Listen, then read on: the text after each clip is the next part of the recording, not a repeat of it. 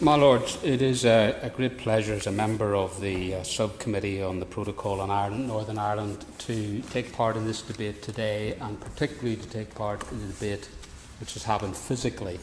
It's the first time I've had the opportunity to speak in Grand Committee in this format, and that's not to detract in any way at all from the excellent work that our staff have carried out to make meetings virtually happen and work so well and smoothly in all the circumstances. But it is so much better to be able to debate these things in person, in my view, and indeed for me it is actually the first time to interact with other members of the committee in that way. So I really welcome that, and I do welcome the report and thank our Chair, Lord Jay, and Earl Khalil as well, for the work that they have carried out to bring us to this point, and of course to our excellent staff, in particular Stuart Stoner. One aspect of the work of the committee, before I just come on to the report, if I may allude to it, is the fact that the committee also carries out an enormous amount of scrutiny work of legislation and statutory instruments, delegated legislation affecting Northern Ireland. And I think it's just worth putting on record in the ministers here that this is an extremely important part of the committee's work. Given the lack of any other real role for the Northern Ireland Assembly or either the other house or the other place or this house in that, then it's absolutely essential that we get the widest possible and most generous cooperation from the government as we carry out our important work.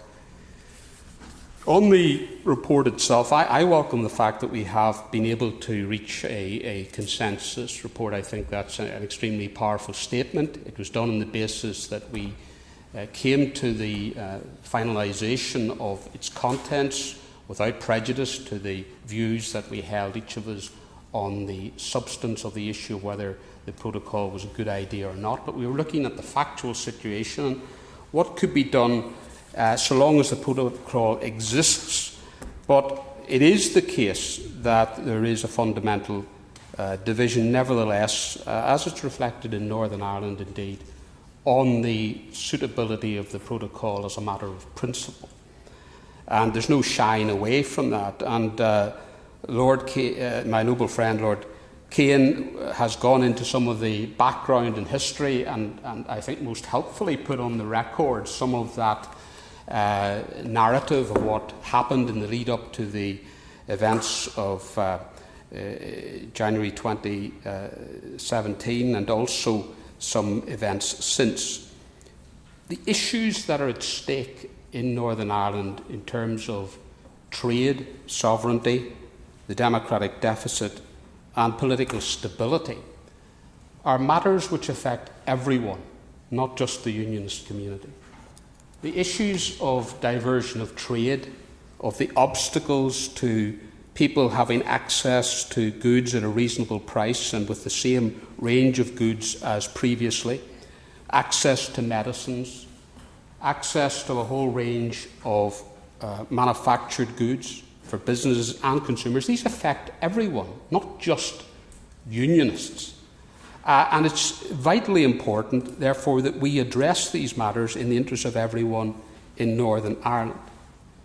In terms of the trade aspect, which the committee has looked at mainly in terms of this report, its first report, it is the case that we have found that there is disruption to trade, quite significant disruption to trade. There is no doubt that many firms based in Great Britain, even where there isn't actually a technical reason why they cannot bring goods from Britain into Northern Ireland, just have given up on the grounds that it's too much hassle, too much work to try to get their heads around the processes. It is staggering that between them, the Traders Support Scheme, the Digital Assistance Scheme, the veterinary arrangements and all the other checks amount to some £560 million of public expenditure. At a time when we're talking about other pressures on public expenditure and the need to introduce measures of taxation to plug the gaps in public expenditure. These are enormous sums of money on administrative schemes which don't produce a single contribution in any shape or form to our economy or productivity. Pure bureaucracy. We have the issue of the diversion of trade, and there is reference to the issue of increased trade between Northern Ireland and the Irish Republic. And I would urge people to look at the recent comments of Esmond Burney, the economist in Ulster University, who talks about that needs to be looked at very carefully as not necessarily being the advantage that people talk about, but actually adding to the cost of business, because if it had been advantageous for Northern Ireland businesses to bring goods in through the Irish Republic, they would have been doing it before now because they're business people and it would have been easier to do, so it must be an added cost. We have had the argument that we have the best of both worlds. And yes, you can send goods into the single market of the European Union without checks and restrictions, but you've got to be able to get the raw materials and others into Northern Ireland, mainly from Britain. Yeah. And if you have that problem, then the advantages of getting things into the single market are not what they appear at first sight. So there is this trade and economic aspect to the protocol which is immensely concerning and causing enormous problems. Again, Esmond Burney has referred to a figure of £850 million per annum detriment to Northern Ireland. Again, something that I'm sure the committee will want to look at in more detail in future deliberations. But not just the trade aspect, we have the issue of sovereignty, which other noble lords have referred to, and the very serious issue of the government's admission that it has altered the Act of Union of 1800 in order to accommodate the protocol, which is a direct admission that the sovereignty of Northern Ireland, the sovereignty of the United Kingdom, has been impacted very, very significantly by the protocol. It can't just be dismissed as a light thing.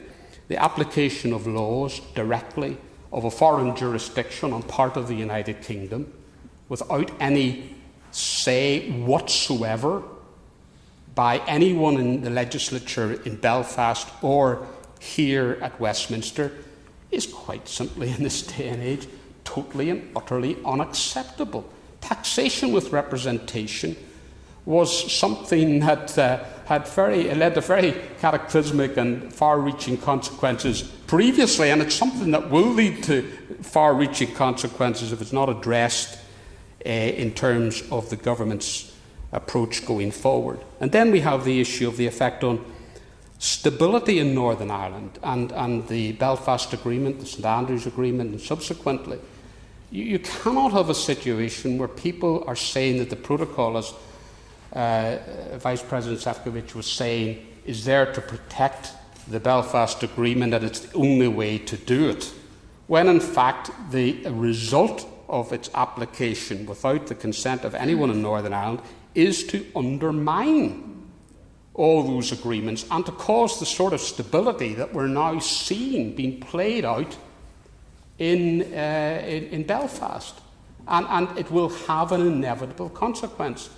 A noble lord referred earlier to the fact that if the institutions do come down, then it will be a long time. We have found from bitter experience that when they do come down, then it takes a long time to get them restored again, and it would be very, very difficult to suggest how quick that this might happen if it were to happen in this situation. So look, the government has produced, my lords, the command paper. I welcome the narrative that's there. I welcome the very strong commitments that are made to look at Article 13.8, a renegotiation, the principles which they have outlined. But I would say to the government that there's an urgency about this matter. Do not forget that the European Union on the 29th of January, which hasn't been mentioned thus far, took steps, thankfully it withdrew from the ultimate step, but took steps to instigate and to trigger Article 16, undermining at a stroke the whole rationale of the Northern Ireland Protocol. That must never be forgotten. That caused enormous impact, not just in the Unionist community, but throughout Northern Ireland, and we're still feeling the reverberations of that. So what I would urge the Minister, when he comes to respond, is to clarify that he notes the urgency of this matter, and that he will give a timescale when he will be able to come forward with some idea of a replacement of the current arrangements that we have.